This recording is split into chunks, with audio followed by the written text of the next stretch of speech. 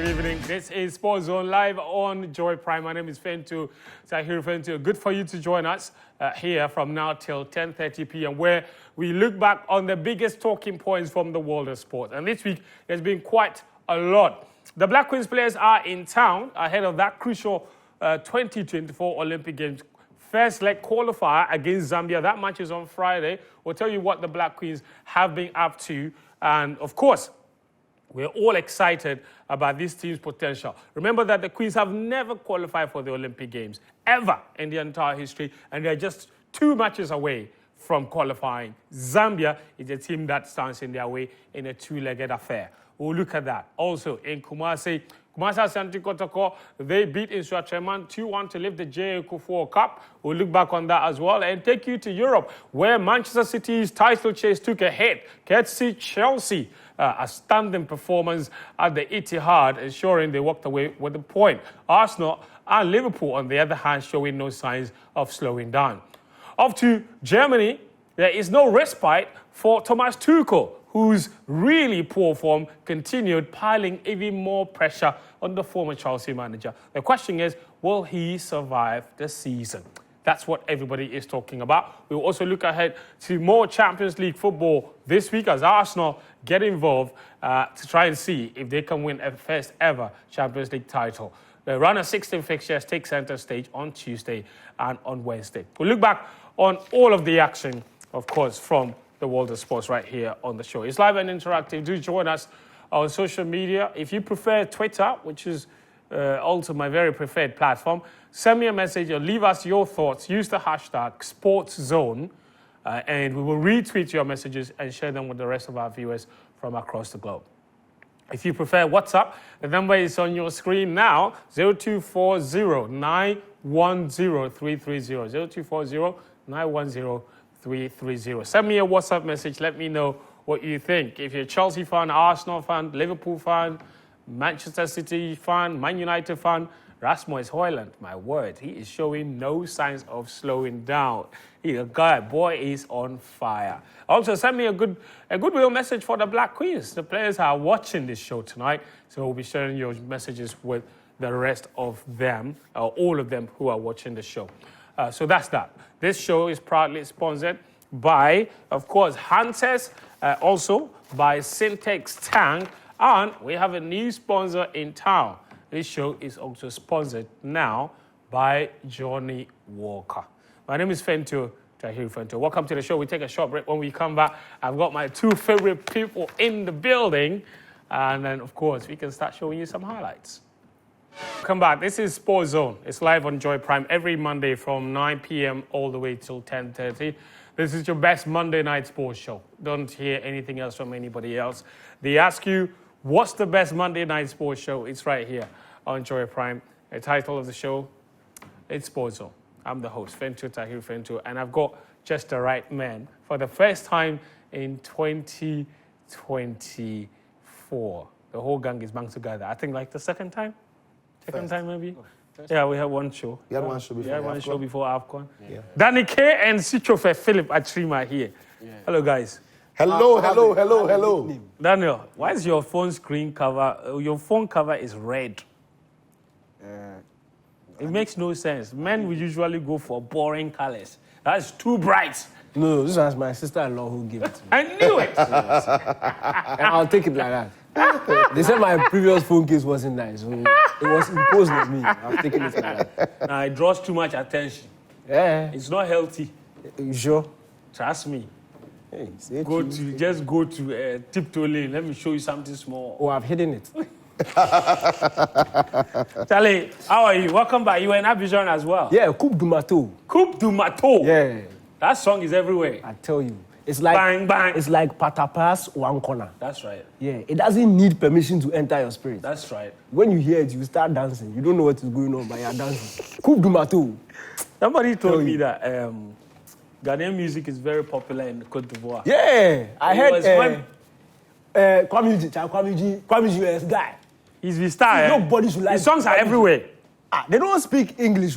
But we were jamming to Rockstar. Oh, Rockstar. Hello, Monica. Hey, no, Rockstar be too much. Forget everybody else. Rockstar. No. It wasn't that one.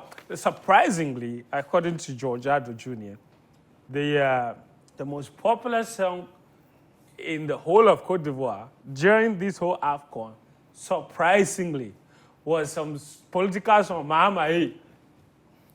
They like jamming, so. Any rhythm that jams, they'll whine it. Mama.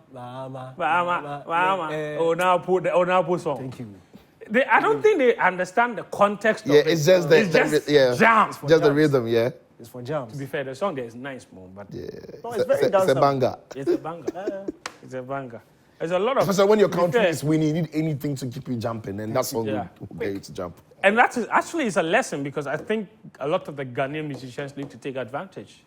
Because sometimes we can be a little hesitant in expanding to other territories because of the language. You think that people might not listen to your music. But the AFCON has taught us that Ghanaian music is actually really popular in Cote d'Ivoire. Yeah. And I saw, was it yesterday or 2 days ago, Can Promise having a concert in the Gambia or something. It sold out a whole stadium. Like, it's mad. So we don't respect or not respect. I think we don't rate our musicians that much. We think the Nigerians have taken over everywhere. But look, in other neighboring West African countries, Ghanaian musicians Our boys are doing good. Yeah. Hello, Monica. You were telling me about how an Ivorian said that their rose was level small before they get to Ghana's level. I said, Boga. Have you this guy? Charlie. How can you tell me that story? Anyway, welcome to the show, guys. It's good to have everybody back. As you can see, it's all fun and lovely. The show is brought to you by Syntex Tank. Now, Syntex Tank is asking you whatever it is that is your preferred color of water tank. Syntex Tank has it for you. Whatever guarantee you need, they have it for you, even up to 7-year warranty. What kind of inner layer do you want? Whether single, double, whether you want white inner layer, they have it all for you in all kinds of colors and also in all kinds of, or all number of layers, double, triple, quadruple, whichever one you want, they have it. So remember, no matter what your water needs are, whether in construction, household, make sure that your storage tank of choice is Syntex Tank. They are strong, they are tough, and they have over 300 agents nationwide. If you want to order one, just call them on 024433 5168, 024433 5168, and get yourself one. Or you can visit them on all their social media handles, Syntex Ghana. Syntex Tank, a strong, a tough. The show is also proudly sponsored by Hunters, and I keep telling you, whatever your refreshment needs are, when you sit down with a group of girls, with a group of family members, and you want a choice of refreshment, make sure it's Hunters. It is refreshing. It has a taste of real apples, and they've introduced the red apple cider. It's got real apples, of course. It's a quality product from Okraku. And if you want to buy in bulk for that office party or for that wedding or for that party that you're organizing, call them on 0262 351 251, 0262 351 251, and order for yourself, Hunters. The show, of course, also brought to you by Jack, Johnny Walker. Yeah. Johnny Walker. Keep walking. What's the phrase? That's right? Johnny Walker, Yeah, keep walking. Keep walking. Johnny Walker, keep walking. It's for big men. So, yeah, that's right. Johnny Walker, thank you for joining us here as well on the show. We're very, very grateful to the guys at Guinness Ghana Limited for bringing Johnny Walker on board to Sports Zone. All right, let's begin the conversation then to show you this, all right? Over in Kumasi, the Kuffour Cup, it was the second edition, I believe, took place between Kumasi Asante Kotoko and Nshuateman. That ended 2-1 in favor of Kumasi Asante Kotoko. Mokoala, in fact, they fell behind. Mokoala equalized. And then Nshuateman missed a penalty. Manaf Umar missed a penalty before Peter Amidou converted from a very lovely Richmond Lamptey pass to give them a 2-1 win. And the Ghana Premier League is returning next week. So it was really good to see local football again. Since the AFCON, We haven't really seen a lot of local football, but that was that. And so, this is Kotoko's equalizer, I believe, Steve Mokwala's equalizer. At that point, they had fallen behind. The weirdest thing that happened was that the game had to pause in the 25th minute. That's Richmond Lamptey. And look at that pass to Peter Amid. A bit lucky with the goal, wasn't he? It took a wicked deflection. In some quarters, he probably wouldn't even be awarded that. It's an own goal. There's no way that is a goal. It's across the defender, deflected into the back of the net. But it's this finish that I like, really like. Good ball into the near side from Lamptey. And Mukwala makes a striker's run and just position his body alignment, the way he carried the ball into the net. So really good finish from his left foot. So yeah, good goal. Yeah. Daniel, it was good to see local football again. In Shachaman and Kotoko, the weirdest thing was that they both came out in the same color of jersey, yellow. The game had to pause for Kotoko to go back inside and change their white jersey and change into the white jersey that you see them in now. And the reason that couldn't happen at the beginning was that Kotoko's white jerseys were not ready at that point. So they had to bring them from somewhere for them to change into. But eventually it happened, and I really don't want us to dwell on that. But again, it was good to see local football back.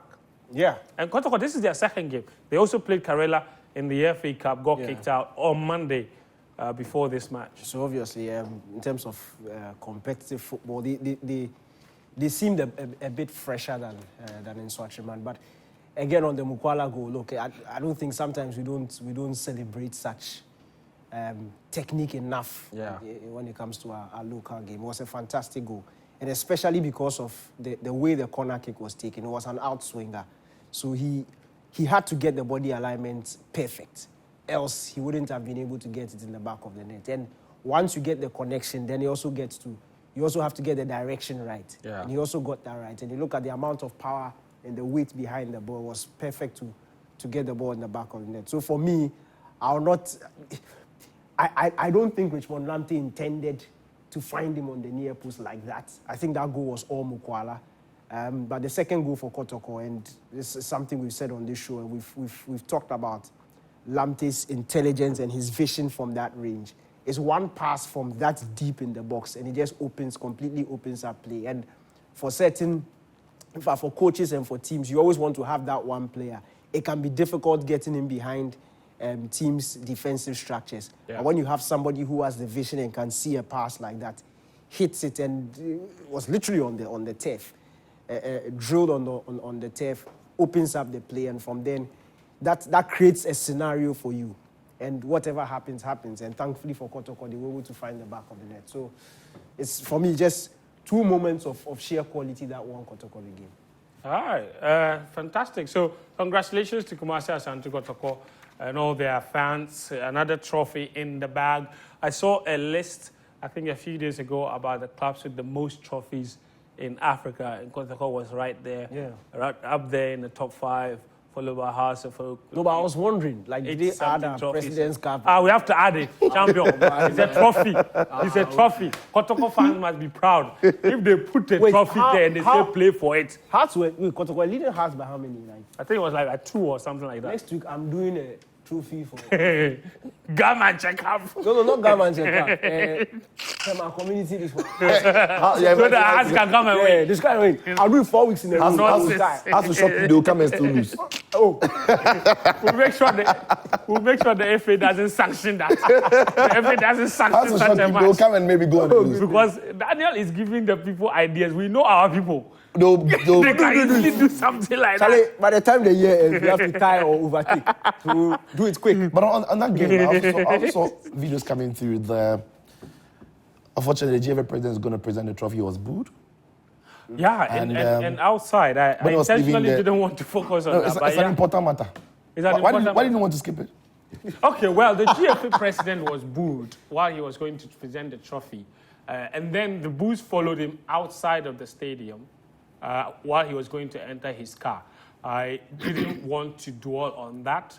I wanted to talk about the football and be positive. We have to be positive. You have to be positive. We are too negative. You have to be positive. So I'm being positive. But Sicho insisted that I mention it. I mean, we are giving updates, so I was just wondering if viewers at home also get to know. It just speaks volumes of how people are feeling about football. Yeah. And so, Are we not venting our anger in the wrong direction, though? No. Is it a cat problem? He's part of the problem. But is it a cat problem? No, it's the football problem. systemic It's not problem, but a he's the problem face for of the- anybody. It's a collection of problems, but he is a problem as well, because he's the president of the association. And if things are going well, we'll give him the credit. If things are Was the going sports well, minister there? I don't think so. I mean, I didn't see him. But and the posture of the FA has always been that they are overachieving and doing great. So when the numbers and the whole optics are not looking great as well, they take the fall. And I feel very sorry for him, because he's a fine gentleman and everything. Unfortunately, he's not delivering the goods, at least not yet. But we wish that he gets the very needed things to be done so that the football can be properly run in this country. Yeah. Interesting. I've got this message here from a good friend, Inusa from Gushegu. He says, okay, not Inusa. I wanted to read this message from bedroom Pep Guardiola from La Paz. He says, you guys are finally back after several years. He says, Oh, come on. How many years now? I'm not done with the message. He says, Sicho went on loan to GTV Sports Plus. and you guys decided not to telecast our favorite Monday night program. Also, you were not able to telecast the AFCON matches for us. Why are you just calling us out? You want to embarrass us. We don't have money. That is the thing. If you knew you can, he's just giving it to us, and I want to read it. He says, if you knew you can't telecast the matches, why didn't you come on Mondays? But we're here on Mondays. He is just, we need explanation now. We're here on Mondays. Monday nights, there was AFCON tonight.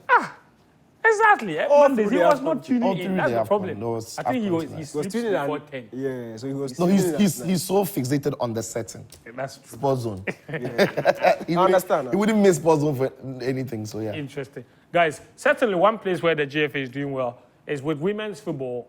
This Friday, the Black Queens are in town. They take on Zambia in the last round of qualifiers for the Olympic Games.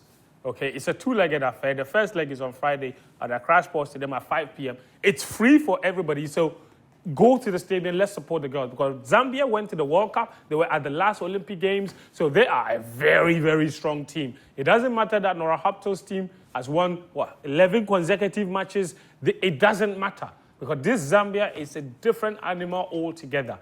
They are one of the best teams on the continent. Kudabanji, they have the most expensive women's footballer in history. And they also have Barbara Banda. The fact that I even know their players means that they are a very good team. So, listen, guys. Sichu, this is it. Because in the past, there are some naysayers who have said, Nora Atto teams is winning, but they haven't really met any proper superpower, any proper test. Nah, it doesn't get bigger than this, man. Yeah. I think it was just a matter of fact. The team was winning. We're happy they were winning. You can only be the team that is in front of you. But when you want to analyze football, you're also looking at the quality of opposition. And to be very honest, as good as they've been, they have not met the very best of teams around the continent. Because if you want to compete on the African continent, if you want to be at the top, there are countries you have to beat in women's football. Zambia is surely one of them. Right now, Nigeria, talking about South Africa. There's 4 of them Zambia, actually, right Morocco. now. These are the teams who are really going to test you. Yeah. And that is why, for the game that takes you to the Olympic Games, you can't avoid one of these big teams. So if you want to break into that big group of, the big teams on the continent, as far as women's football is concerned, it doesn't come any bigger than Zambia. They were just at a recent World Cup. We've seen the quality of players they've got. They play some very fabulous football. They are fast, they are strong, and they are extremely confident as well. So yeah, it's a perfect opportunity for our team to test themselves against Zambia. For me, it's also an opportunity to see how far we've come. That's right. You want to know if the job that has been done over the last year or so, the base is really strong. If we go into the next AFCON, when we meet up against these teams, how are we going to measure up? But ultimately, it's going to be a game that you're thinking about how to qualify. Yeah. So it's not only about how to play, It's not about how nice the game should be. It's not about how many goals we get. It's about getting the results that in the end can get you to Paris when the Olympics start. So we wish them all the best. They've done, and the thing about playing teams that are not necessarily the strongest team on the continent is, the more you win, the more confident you become. Yeah. So I can imagine that in the camps of the Queens, they're extremely confident going into this game.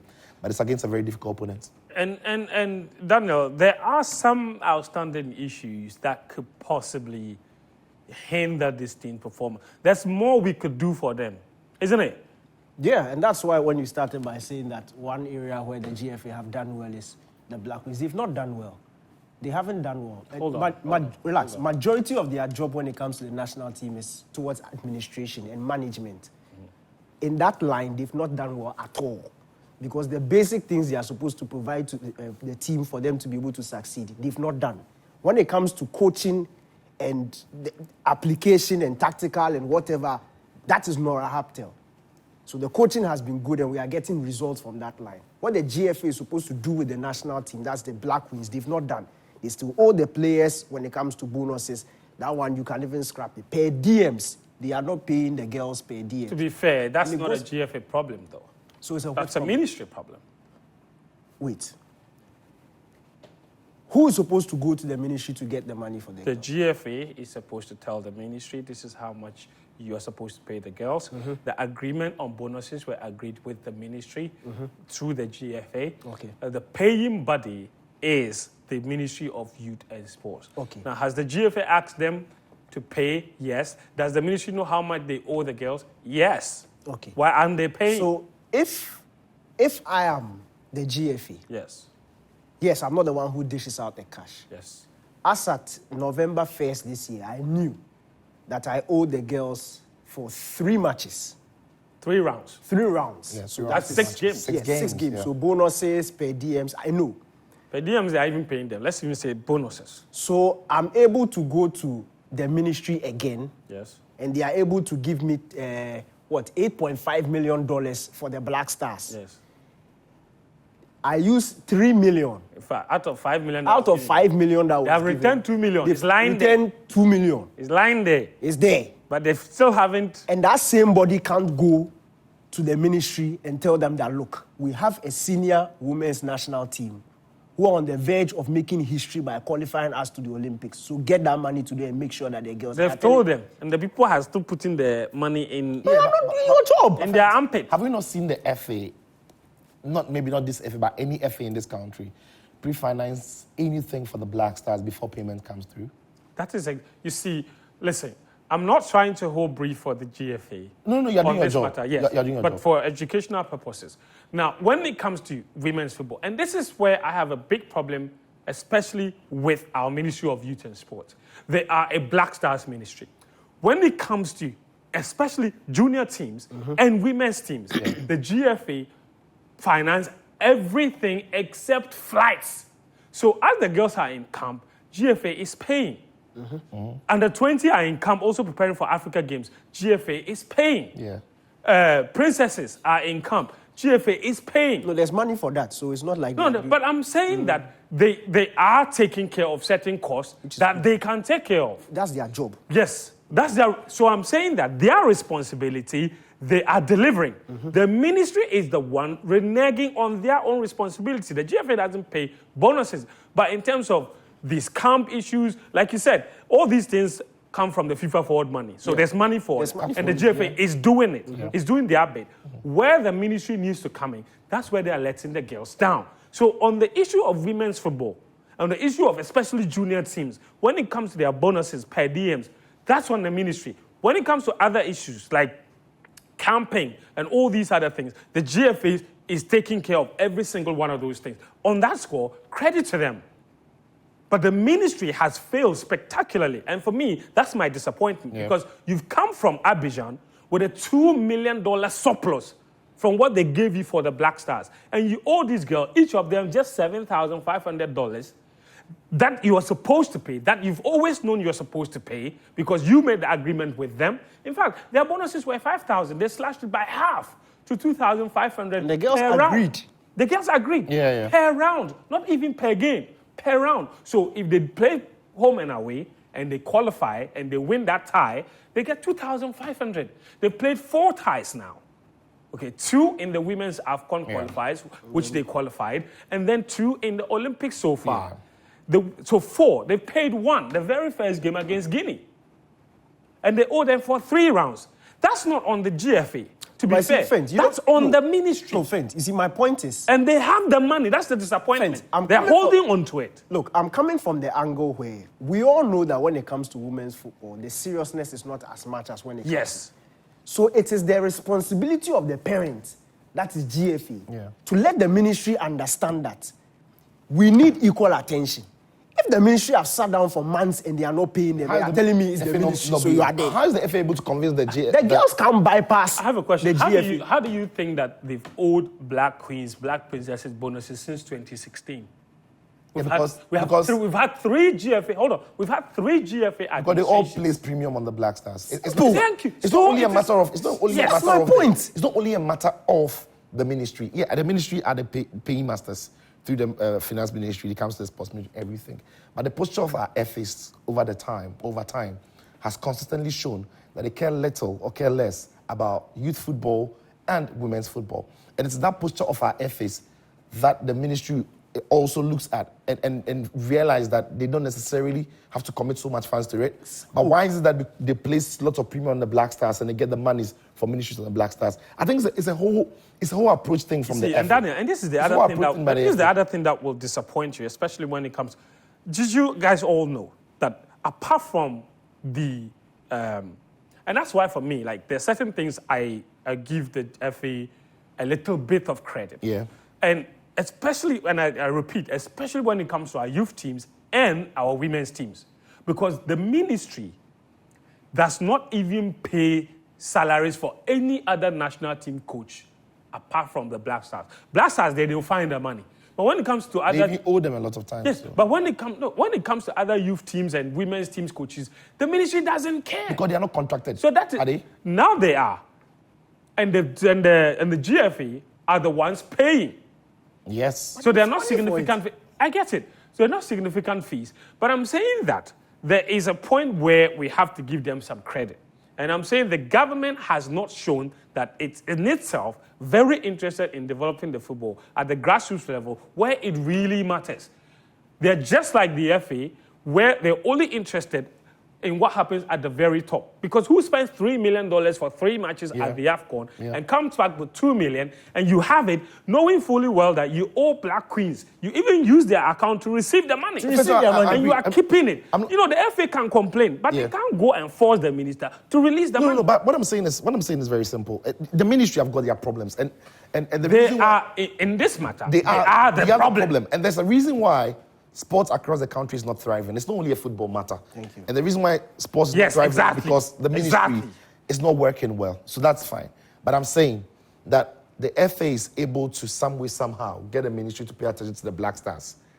Is it not easier if the interests align? It's easier when the interests align. But in this case... It's about posture. It's about posture. If you yourself to show me you are not serious they're not serious about it. But why would they hire Nora Haptul and pay her to deliver the results she's delivering if they didn't care about it? No, but they hired Milo to go to... No, they hired the coach. Yeah, hiring the coach, they hired... And paying the coach. No, yes, but of course the coach is going to work for free. Hiring the coach doesn't mean that you're serious.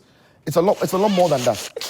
It's a lot more than that. It doesn't show any level of seriousness. I'm afraid. What are you talking? Okay, so Daniel, sorry I had to cut you, but you can finish your point. Your point is still valid. No, I'm saying it's not fair. Yes, it's not. I agree. Me personally, you can go to the ministry. I see the GFA as a parent, and if you are able to do that for your first child, you are supposed to be able to do that for your second child, especially when the thing has prolonged this long. So the Black Queens are going into the game on Friday knowing that they are doing us a favor. They are doing it for free because there's no guarantee that they'll get their money. There's no guarantee that we will campaign for them to get their money. No, we campaign, but we can only talk. That's true. But if you say it's ministry and the GFA too sit in their corner and say it's lobby. Can we have to force them. Let's organize another demo because if we have to lobby. When the Black Stars did it, this is not fair. It's really not fair. Now, if the girls in the last minute say they are not turning up for the game, people will tell you they are not patriotic, but that's not the point. Yeah. That is, it'd be so disrespectful to them, so unfair to them. And these same ladies will read that the Black Stars only have national spent $3 million US. The only national team that has given us joy over the past year, the only national team, that one too, they can't get their money. It's the Queens, to be fair. Yeah. No, I don't get it. No, fair. Even and the Princesses, because they also just qualify for. They are also old. Of course. One Black Stars player gets 10,000 before kicking a ball. 20,000. 20,000 one before kicking a ball. Yes, but the Black Queens, after giving us joy, after qualifying for AFCON, after almost qualifying for Olympics, they can't get their money. They are going to play on Friday, so we should talk about the match. So what should, like, from now to Friday, what are they doing? And you see, the thing is that it's not even, the disappointing thing is that it's not even any money we have.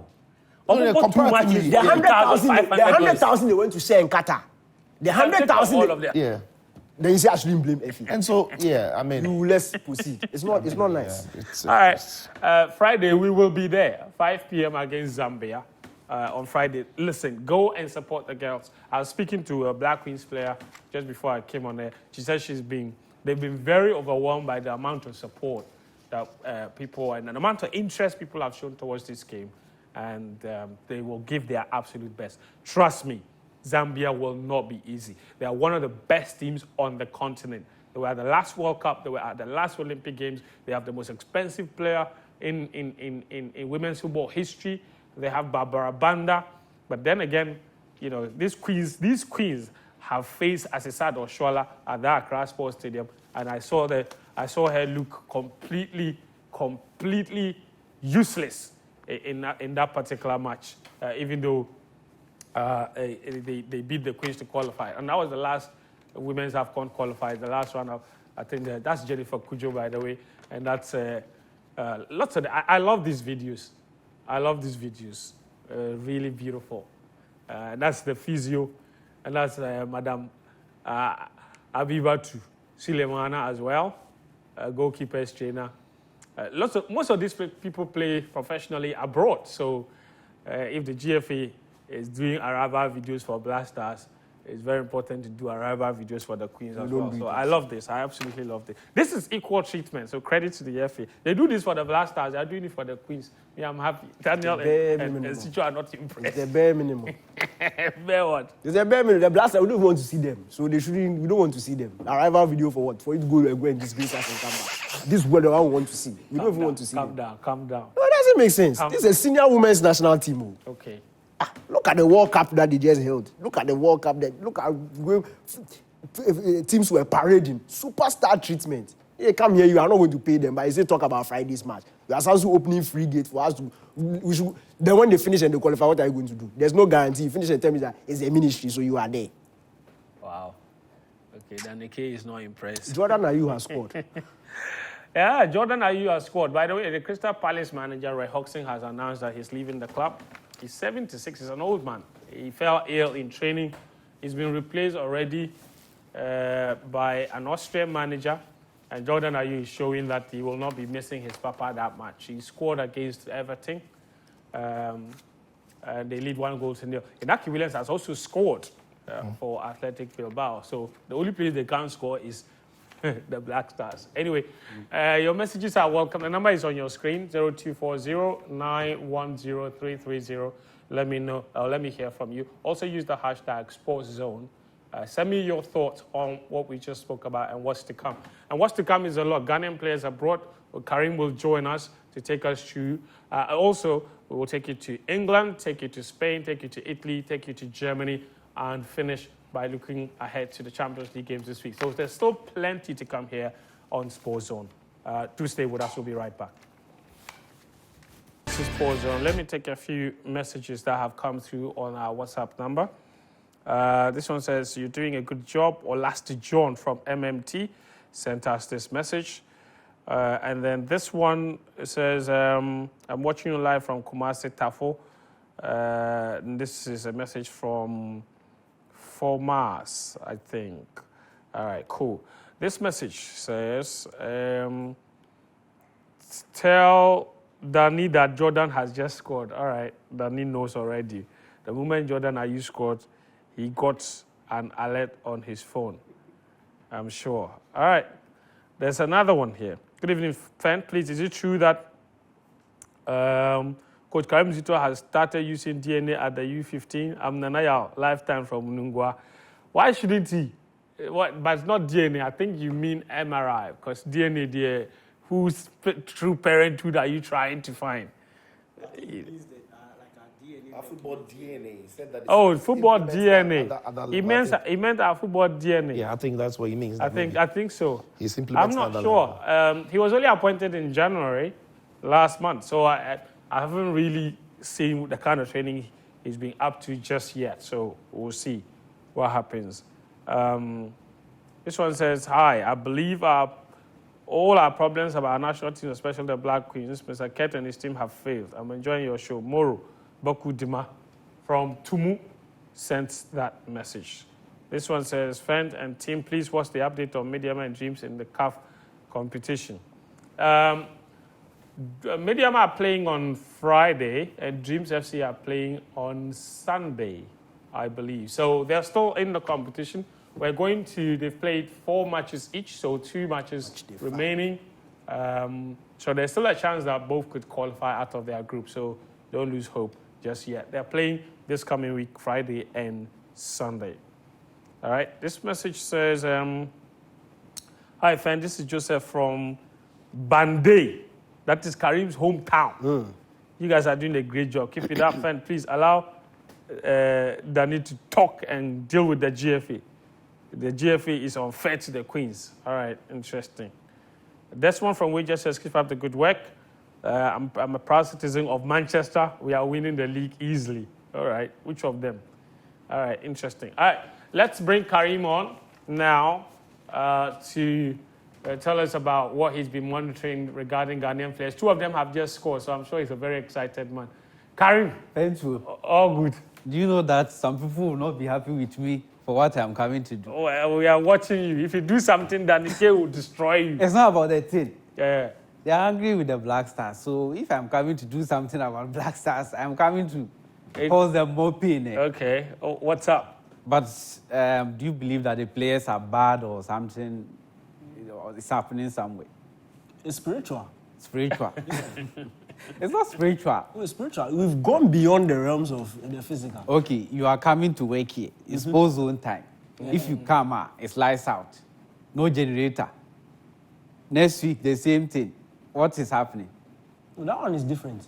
What is that? No generator, that will be our fault for not providing generator. But for the Blasters, we've given them everything. But when the boy is going out, he's touching it, he's doing like that's spiritual.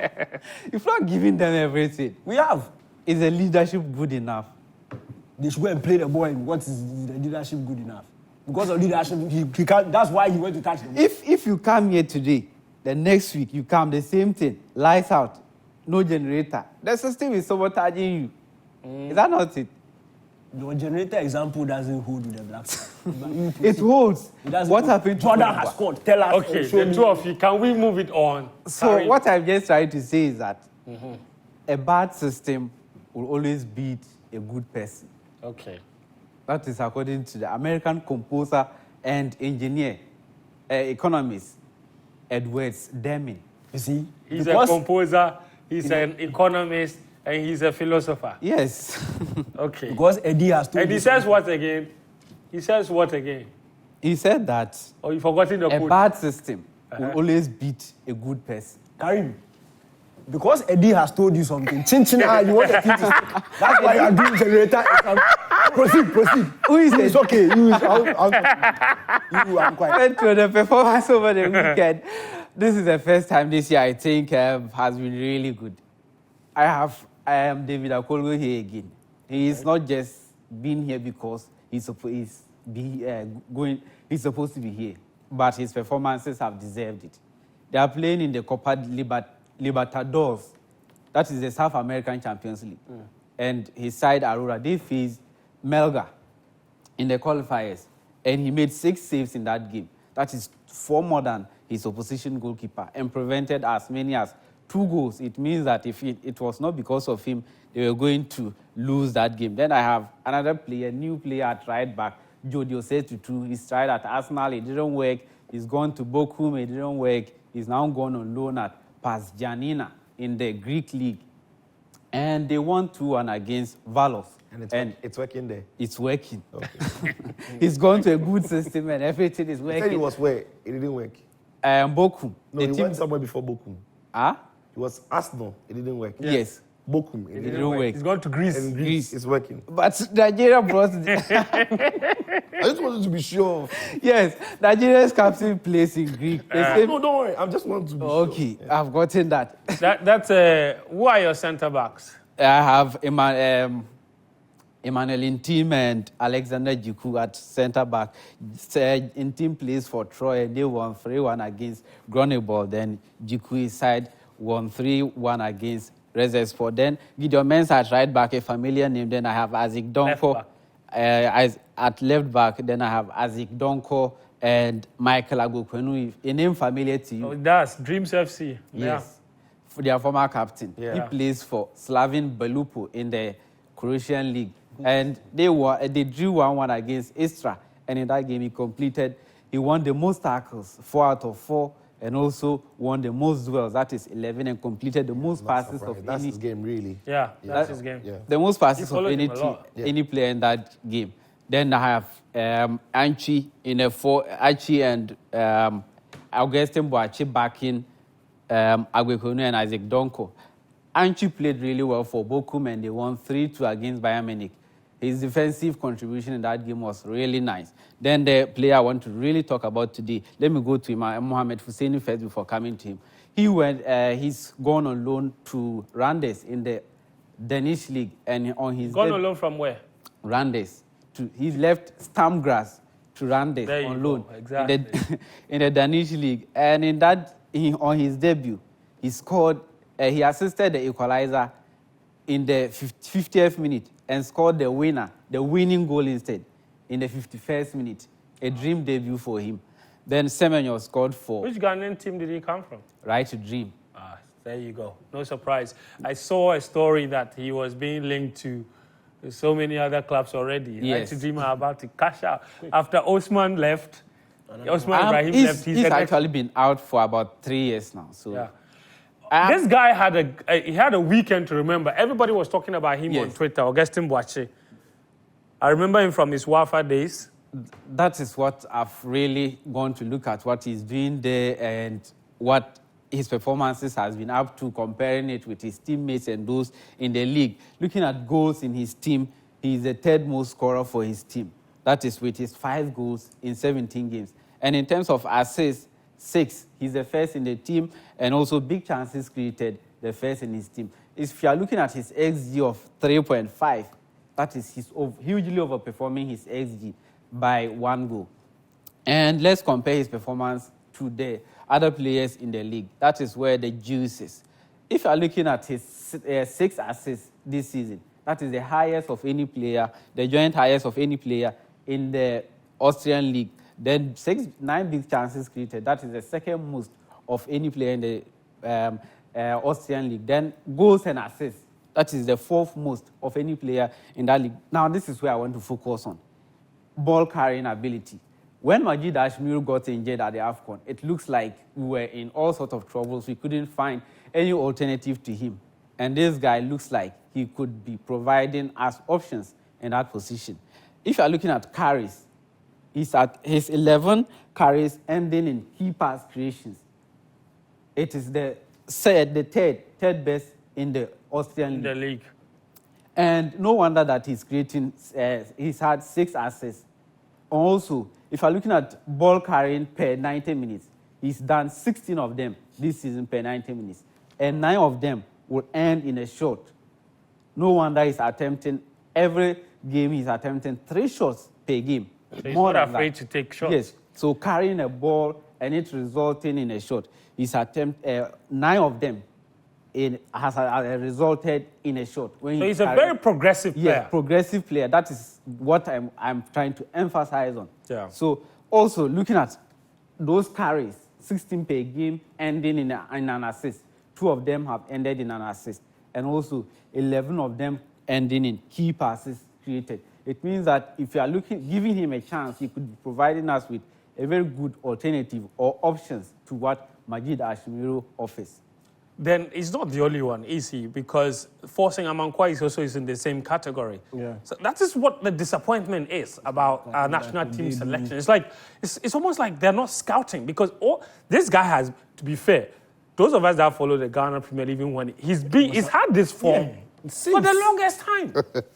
And in fact, Karim, these numbers that you see him ranking second, fourth, and third, if you look at players under the age of 23, he's first. Yeah. So among his age mates, no one even comes close to him. Yeah, and it's not surprising because we knew he was talented.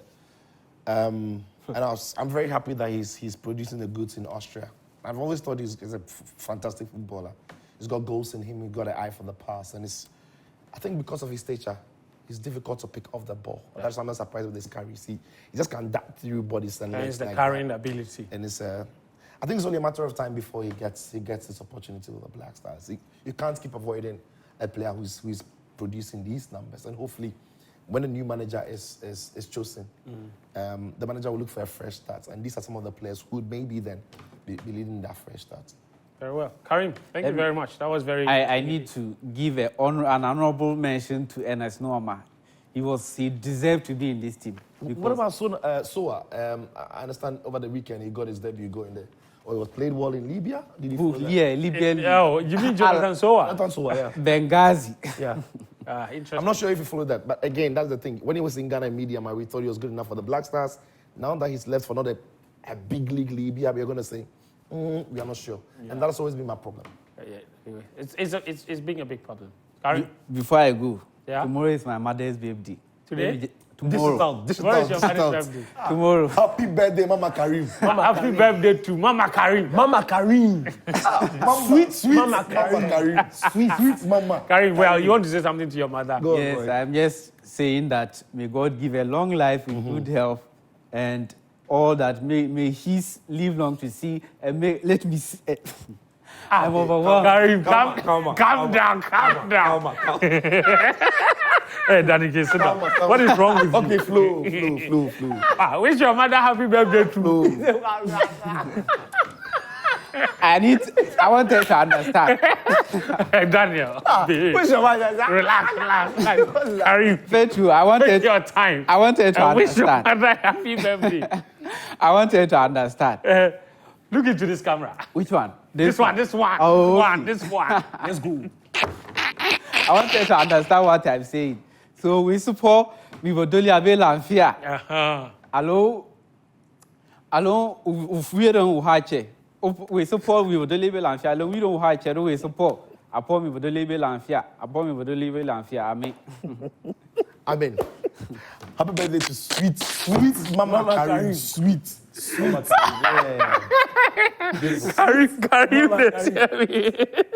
tell me fast. Karim, thank you. Thank you very much. And to Karim's mother, happy birthday, Mama Karim. He so actually, which is a prayer. That's Karim's prayer. That may God bless his mother. Amen. And may God give her all her heart desires. Amen. Just Ali, of course. Okay, right. He's from Bande, close to Tumu. This one. Oh, so he's a cousin, really? Karim. No. He's his little brother. Little brother. No nepotism things here. It's not my... Sweet Karim. Great. God bless Mama. Sweet. Thank you. We'll take a short break. When we come back, we're zooming straight to Europe. There's a lot to talk about from Europe this week. So do stay with us. I've got more of your messages as well here on the show. I'll read some of them, share them with the rest of you. We'll be right back. We are on the last leg of the show. This is Sport Zone, your favorite Monday night show. It's brought to you by Syntex Tank, also by Hunters, as well as Johnny Walker. We appreciate you. Thanks so much for staying with us. The show is live and interactive, so do send us a message. Use the hashtag SportZone on Twitter and leave your message with that hashtag. I'll read it for you.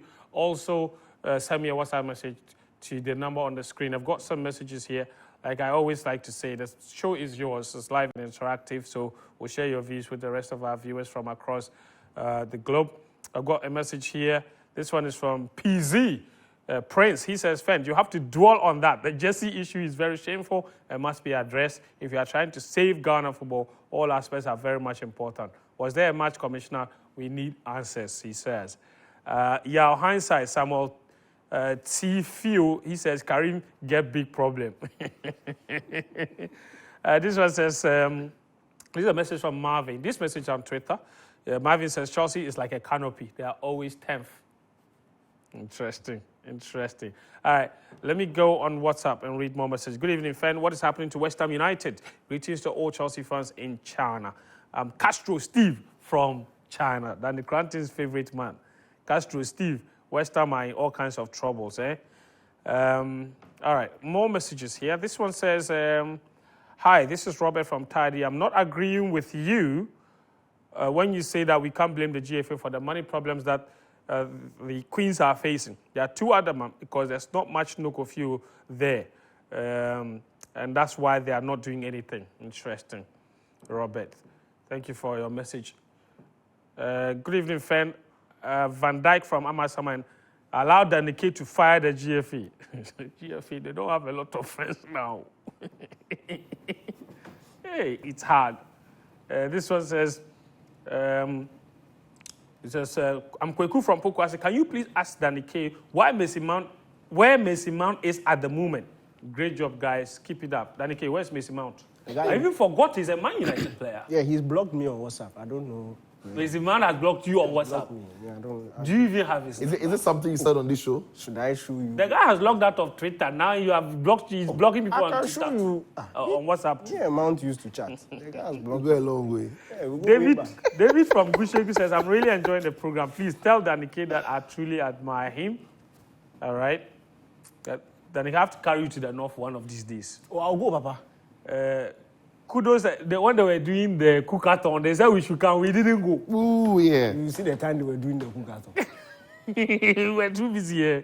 Kudos to my darling club Chelsea for the sterling performance against Man City. More grease to their elbows and watch out for the Blues. That's from Mark Ofori Bounful in Asylum Down. And he says, the administrator of Agiz. My good friend, Mark of Accra Girls. Mark, good evening to you. Thank you for watching the show. Mark is you're a big man, Mark. When you go to Accra Girls, tell everybody I'm your friend. You're a big man. I'll come and look for you, Mark. I took my daughter there. Mark is taking care of her. So. Oh, Mark is solid guy. Mark is solid guy. Mark is solid guy. He's a solid guy. Because of that, I was able to remove myself from the school WhatsApp page. If I need information, you call Mark. Hey, Charlie. Before old men come, something that they have discussed last week. Now they have come to ask. That's in the vex for us. Belong. So thank you, Mark. Thank you. Protocol there is good. Yeah. It is good. Latif Adams in Teshi says, good evening, Fentio. That Frimpong guy at Leverkusen, is he a German international or is he available for Ghana? That guy is good. We besides him. Should we tell him? You think you spoke to him so break it. That guy is a Dutch international. Holland. He plays for Holland. He made his debut for them back in October. He's looking to get selected for the Euros. And in this form, surely, absolutely. He's on the plane to Germany. Absolutely, yeah. He's not German. He's Dutch. So he plays for the Netherlands national team. And he's already made his debut. But the rules are that unless you play in an international competition, if you have less than 3 caps, you're still qualified. He's only played 1 match for them. So technically, he's still qualified. But there's no chance. He's not even interested. Ghana was never in his mind. That's what I was expecting you to say. Exactly. About the way whether they call him in the data shot team or not. The boy says he will play. He will play. Tell you that he will play. Gone around I've come back to the point. We can stop worrying him. But he was trained at Man City, interestingly. They rejected him. Then they sent him to, I think, Scotland. He moved from Scotland to Germany. Unbelievable career he's having. He scored again this weekend. Yeah, brilliant goal. Back to back. Brilliant. Charlie. This one said, we wish the Black Queens well. Now, for the Black Stars, dear, I comment my reserve. I reserve my comment. Kels from Latabio question. She says, Karim made my night. Hey, I can't stop laughing. Sweet Karim. Karim, Aminu Shado said you have blocked him on Twitter. There's the error. It's an error. What kind of? The GFA kind of error that. Yeah, it's an error. Ah, Right now, you know that on Twitter you can mistakenly block.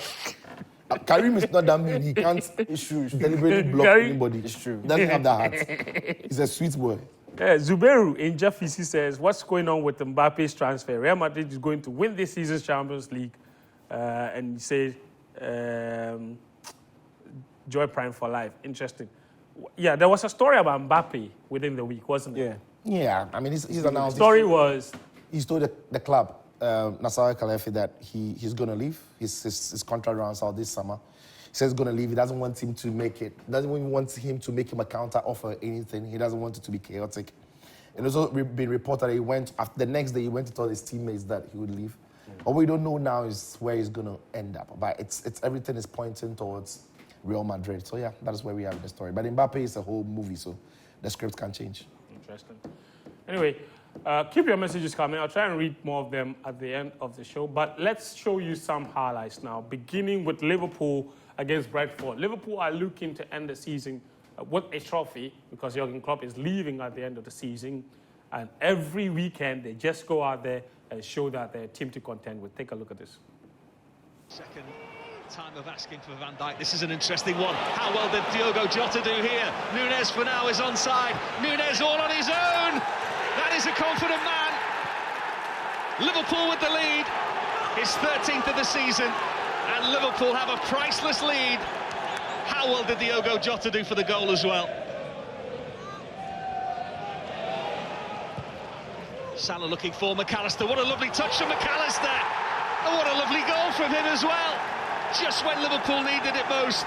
And that is a priceless two-goal lead. A good header on that from Cody Gakpo. Look at the pace of Mohamed Salah, who had absolutely no right to catch it up. Collins does well, but not well enough against the returning Mo Salah. Back with his usual bang. First we've seen of him since New Year's Day.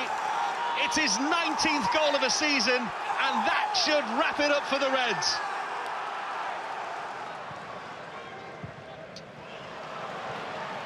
Yeka's ball forward. Bisa looks interested. Challenge comes in from Kanate. Chance, what a great save. Not the second time from Tony, though. And Brentford back in the game. It's a mistake from Collins that lets Diaz in. He could see Cody Gakpo over his shoulder. Wraps it up for Liverpool. Cody Gakpo at double figures now for the season. But he's made it so. All right, 4-1, easy peasy. Salah scoring on his return. Listen, thoughts on Liverpool? That's a championship winning team. They have injuries, but they are not complaining about their injuries. They are finding a way to get results. And for me, I absolutely love it about them. You look at the young right back who's been deputizing for Alexander-Arnold, Conor Bradley. He's been absolutely brilliant. Hey, that kid is good, eh? He's really good. And you see, it's about the system. The system is well known to the team. You come in, you know exactly what you're supposed to do. His first game against Chelsea. He will thrive. He was brilliant. And you look at the absence of Salah, even at the AFCON. This is probably the first time that we've seen Liverpool go through an AFCON without a period without Salah. And nobody's really talking about... No, because they've built this team. They knew that these things will happen. So they've built a team that is ready to show that the burden of the absence. So for me, I'm really happy. When I see things like this, I'm happy. It's not like they are sneaking through. They're actually destroying teams and ripping them apart. Salah came off the bench. He came to score his goal, customary goal. But this Liverpool team is good. And especially when Klopp has opened his mouth to say he's leaving, you can't look past them for this league title. It's going to be really interesting at the end of the season. And it looks like, for the first time, actually, Klopp is actually going to leave whoever is taking charge of his team a much better team than he came to meet. And for me, that team building ability is brilliant. What about Arsenal? After putting 6 past West Ham last week, They came back and put 5 past Burnley. That's what? 11 goals in their last 2 games. And believe it or not, Arsenal are in this title fight. Take a look. Double figures now for the season, but he's made it. Rice to Martinelli. 3 Arsenal players in the box. Here's Odegaard! The Gunners picking up exactly where they left off last time out on the road. They've made their mark. Finding a bit of space on that left-hand side. Still going, the Frenchman.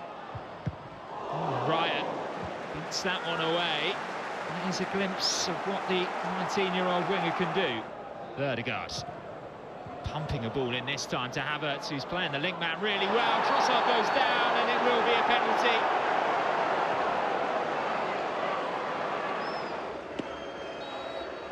Saka up against Trafford. And just does enough for Bukayo Saka.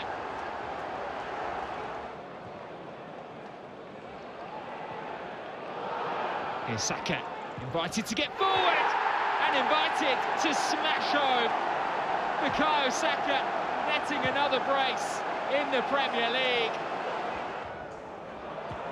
Out wide, left for Kuffour.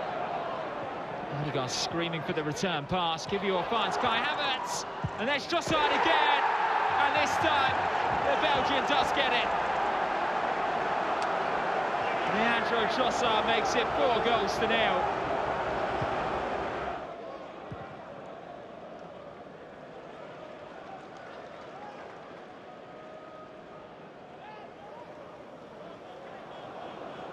Havertz is in behind here.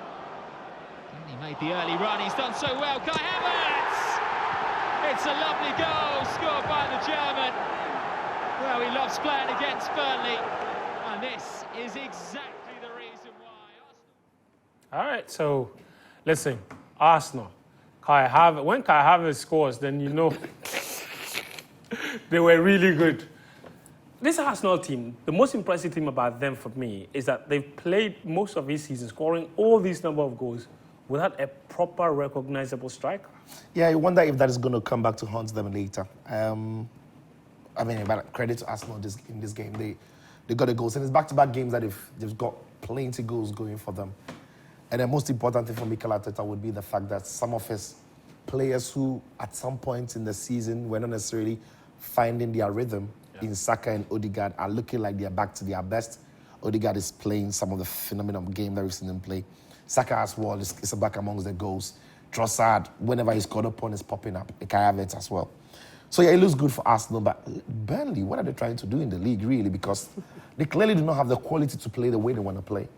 And I'm thinking that you would accept your level and try to be competitive in a football game by coming up with a style that makes you competitive.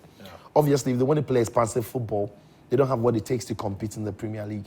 And when you look at that Kai Havertz goal, it's a clear example where it's a throw-in and they are playing a save. They want to set an offside trap for a throw-in. It makes no sense. It's fun, it really is. But yeah, listen, credit to Arsenal that they are still in and around the title chase. They'll be there. They'll be competing. It's now a 3-horse race.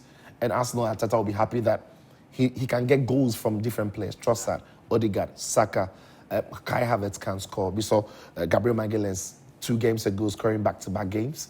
So that is positive. But I think that at some point, when the goals are not coming from all these other players, is that one clinical finisher that maybe made a difference, but they won't care now. There was a time when Saka wasn't on form, and Arsenal were struggling. Yeah. I think there was a stats from this weekend that showed that he had scored more goals now than Cristiano Ronaldo at the same number of matches. No, age. At the same age. Yeah. Is it a bit... Just how good is he? Because sometimes, maybe because of the team he plays with, people don't think that he is...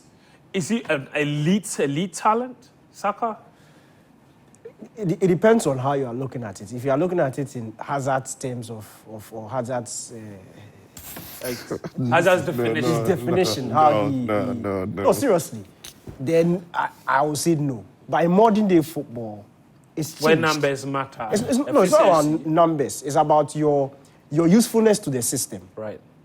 And in that, Arsenal have identified, obviously, they are the ones who train the boy. They know exactly what he's good at. They know what he's not good at. And they've been able to create a system that brings the best out of him, highlights his strengths, minimizes his weaknesses, and he's bringing the numbers. And you see, it's not, for him, it's not just about numbers. You look at all the excesses that he does, even in the times when he wasn't necessarily playing well or getting in the numbers, he still compensates in some aspect of the game by what he does when he doesn't even have the ball. So for me, yes, if you are looking at in terms of the modern day definition of what a footballer is, I think he's elite. He's a top class talent. But in terms of Hazard's definition, I agree with Danny because in the Premier League, apart from Mohamed Salah in that position, I'm not sure there's any player who's better than Saka. Yeah. And if I want to extend that to the rest of Europe, he probably ranks second, third best player in that position, playing on the right forward channel. Mm-hmm. I mean, I'm not sure City have got a player in that position who is as good as Saka is now. I'm not even, apart from Mohamed Salah, as I mentioned, not Man United, not. For Foden is not typical. For Foden will work in a City system, but if you take Foden and put him in that position for England or any other team where he has to play as a forward who has the best of pace, takes on a couple of players, Saka will be better than him. It's the more reason why Foden doesn't find a spot in that England team, but at City is unplayable at times because of the system. Is Saka one of those players that, okay, this is no disrespect to Arsenal fans, or Arsenal Football Club, but is Saka one of those players that a big club could come in and say they want to buy him because he's that good and could survive in the system, or he looks like he's the kind of player that only thrives in the Arsenal system? No, I don't think so, because even when you watch him at England, he does really well. My point is, players like, even remember Mohamed Salah, because he's not as aesthetically pleasing on the ball as we've seen some left side, he doesn't do too many tricks. It took consistency for him to shut his doubters up. Yeah. And with Saka, I think he's getting there. He's given the last 2 seasons have been really good. Very good. This will be 3 seasons in a row where he's performing at a certain level. It will reach a point where people will just stop talking about these things because it's about consistency, and I think he's getting there. Let's take you to the Etihad Stadium then. That's where Chelsea visited Manchester City. That was expected to be a drubbing for the Blues, but they showed that they're the real pride of London, getting away with a 1-1 draw.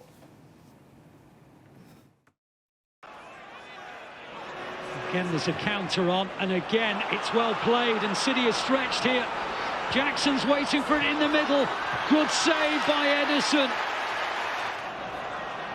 On the counter today, Chelsea have been so effective, and look, here they come again. And again, Jackson's clear, and he's found Sterling. Walker tries to stop him, but he can't, and Chelsea take the lead. Palmer, Malo Gusto. Sterling saved by Ederson. Chilwell blocked away by Diaz. Goodness me, it could have been 2-0. Doku stands it up, tries to find Haaland. Across the face of the goal. Haaland can't quite get to it, and it's slammed clear. That's a good area to win it. Doku's got it. Haaland sprints away, and Petrovic turns it round. Hammering on the Chelsea door. Here's De Bruyne. Oh, this is the moment. Oh, Haaland's not scored. He cannot believe it. Bernardo Silva. Clipped towards Haaland's not going to reach him. Walker, someone gets in the way again. Rodri! At last! They've hammered away at the Chelsea goal, and finally the dam has broken. The question now, I suppose... So, Man City, in 2 games this season, they have not been able to beat Chelsea. By the way, Chelsea are in the Carabao Cup final this weekend against Liverpool. That should be some very interesting game. But guys, this was Sicho. From a neutral point of view, it must have been a really good game to watch, to be fair. Yeah, it was a brilliant game to watch, really was. And I like what Chelsea came up with at the Etihad, and I like how Pep Guardiola responded as well. It's what made the game fun. Even though it's a good result for Chelsea on the back of how poor at times they've been. Unfortunately for Poch and Chelsea, I don't think they can win many games playing the way they played. And that's the funny thing about football, because a Chelsea fan will be thinking, because they played well against City, then maybe they are back. But they could play this way because they were playing against City, and not many teams play like City. So the same game plan wouldn't work. And the game plan was simple, where Conor Gallagher we know how energetic he is and the grounds that he covers. So he's the one who's keeping an eye on Rodri, who basically is the one who gives City the flow and the rhythm and dictates the tempo of City's game. So his cutting off also applies to Rodri, or when Rodri has the ball, he's hurrying him. And he did a very good job on Rodri. Unfortunately for Pep, because Stones wasn't there, it was Akanji who had to step into midfield alongside Rodri. And Akanji is not the most comfortable player on the ball, so he was very targeted in that space. And Julian Alvarez, who started because maybe Bernardo Silva wasn't fit, as well in those central area struggles, it was easy for Caicedo, Enzo to do what they could do. And what Chelsea were brilliant at is because they've got pace in Jackson, in Sterling, and they've got one of the best. I don't know how to describe this young lad, Cole Palmer, because I think he sees the game in real slow motion, really, because it doesn't matter how much pressure you apply. And I think that also comes from the way he's trained at City, because City players have got a lot of that, the way they press, and he's able to escape the press, still keep a cool head and pick the right pass. So he would go deep, pick the ball. Deeper than usual. And that was brilliant because to escape from the pressure, he was the best player. Not Enzo, not Caicedo are better than him. So he was deployed to fall deep, pick the ball, and pick the pass at the right time. So you see him start a lot of the counter-attacking football. Yeah, he did. And then he would start two instances where he did that. I think the first one was the one that ended up with Jackson missing absolutely. the chance. And the second one was Jackson too, exactly. Yeah, so that was great tactic by Pochettino. And I thought it was very well executed. But again, it was City, so it would work. But when Pep Guardiola responded, I thought Pochettino maybe folded too early. When he brought on Bernardo Silva to give City a bit more control, we saw how Kevin De Bruyne then could also float around. Yeah. When he took off Cole Palmer, Chelsea now resorted to just sitting deeper and trying to maybe find a way to break. But anytime they got the ball to either Caicedo or Enzo, the quality wasn't the same. Yeah. They were finding the short passes. But somebody to escape the pressure, the press, and then release the ball. Because Nkunku's pace would have been very useful. Yeah. But there wasn't the Palmer then to release him. So that time, Chelsea then were camped in their own half. But I can understand the thinking. When you're leading against City, you want to be careful not to be too expansive because they can punish you. But in the end, at the Etihad, you can't defend against City for that long. Yeah, I thought that Chalobah change was just unnecessary at the time that it happened. Chelsea became way too deep, and in the end, they paid for it. But, guys, let's move on now. United beat Luton Town by 2-0. Let me show you the full results from this weekend. Rasmus Højlund now has 7 goals. By the time he played 12 matches in the Premier League, he didn't have a goal. And now he has the same number of goals as Life Nicolas Jackson. Keep working hard. Yeah, he scored a brace. So that's the full results from the weekend. Brighton beat 10-man Sheffield United by 5-0. Simon Adingra returned from AFCON glory to score 2 goals in that match for Brighton against Sheffield United. Wolves also beat Tottenham Hotspur 2-1 away from home. So Spurs also struggling a little bit. And West Ham's poor form continued, falling to Nottingham Forest by 2-0. Aston Villa's high-flying form also continuing 2-1. And Newcastle's stop-start form this season continuing as well. What about the table? There it is. Liverpool sitting pretty at the top. With Arsenal 2 points behind, Man City dropped 2 points, so they are a further 2 points behind, having played a game less. And you see Aston Villa also showing that they are there and about. Chelsea down in 10th position. Man United are set. The bottom 3, Everton, Burnley, and, of course, Sheffield United. So that's the table as far as the Premier League is concerned. I want to take you to Germany, because there's lots of trouble. Bochum beat Bayern Munich by 3-2. It's not a pretty game, and I'm not sure what's going on. Last week we spoke about it. We said Thomas Tuchel will not survive beyond the season. But after this week's result, it looks like he might not even survive this season after all. Here's Musiala now for Bayern. Choupo-Moting is in the middle. Musiala still going. Beautiful footwork from Musiala. Jamal Musiala again, and there is the opener. Smashed into the roof of the net. Against Musiala. It's well done as well by Musiala. This is Asano into the area. Asano! The equaliser for Bochum. So Sturger with the corner. It's whipped in dangerously! And it's 2-1 Bochum in a matter of minutes! So it's Stöger against Neuer to potentially seal it for Bochum! And Kevin Stöger comes out on top! Less than quarter of an hour remaining! This is incredible. Whoa. This is incredible football that we're watching and witnessing right now. Catch your breath time at the Ruhr Stadium, but there's no time to do it. It's Matty's tell, still tell, and all next throws. Charlie, and you, champ, Tuchel, no. Will he even survive this season? It's funny. Okay, let's start from last week's defeat. You don't have a lot of time, unfortunately. Yeah, so, look, last week's defeat against Leverkusen, they were outplayed, outcoached. They deserved to lose. The game was against Lazio. It was very funny. If you blame the coach for that, that would be funny because just first half up until the time they conceded that penalty, and I don't know how Upamecano's leg got there to get the red card, concede a penalty, and then you lose. Even with 10 men. Upamecano is the problem. Then he does it again against Bochum. Even before when Bayern took the lead, they created several opportunities to completely. So you are saying it's not Tuchel's fault necessarily? I'm saying yes, he has a part to play, but the players, there's something wrong. But again, the thing also is we are seeing it this way because of how good Leverkusen are. Leverkusen are the only unbeaten team in Europe at this point. Yeah. If Bayern had dropped these points last season, they still would have been top of the league. So if you look at it from that lens, they are not doing as bad.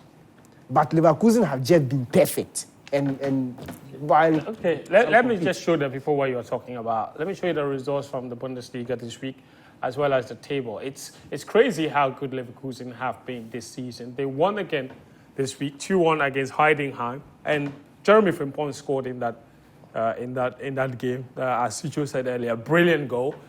And this is what the table looks like, because Leverkusen, 58 points. They are 8 points clear of Bayern Munich after 22 matches. The Bundesliga is 34 games, so there are only 12 matches remaining. Look, let me just paint a quick picture for you. Okay. Liverpool sit on top of the English Premier League table with 57 points. They played 25 games. Yes. Okay. Bayern they played 20 games. They already have 50 points. Mm-hmm. It means the next 2 games, they have 5. Let's say they have 5 games in hand on Liverpool. Yes. If Bayern win the next 2 and draw 1, they are level on points with Liverpool with 2 games in hand. Yeah, and they are still second. Leverkusen have played 5 games less than Liverpool, but had 58 points, and they'll be on top of the Premier League table. That's how good Bayern Leverkusen have been this season. Wow. All right, interesting. Let's look at Champions League fixtures for this week. Daniki. Inter Atletico under 1.5. Okay. PSV Dortmund over 1.5. Okay. Porto versus Arsenal. Arsenal on draw. Napoli versus Barcelona. I won't touch that one. I'll leave it for Sicho. Napoli to win. Napoli to win. Napoli have changed their manager. Walter Mazzarri has been sacked this evening. Yes. So Barca don't know what to expect, and Barca are not in great form. So. Arsenal at Porto? I think Arsenal will win. I think Arsenal are... At Porto? Yeah, I think they will win. At the Dragao? Yeah, I think they will win. I think so. Arsenal are looking good. They really are. And I think they will win.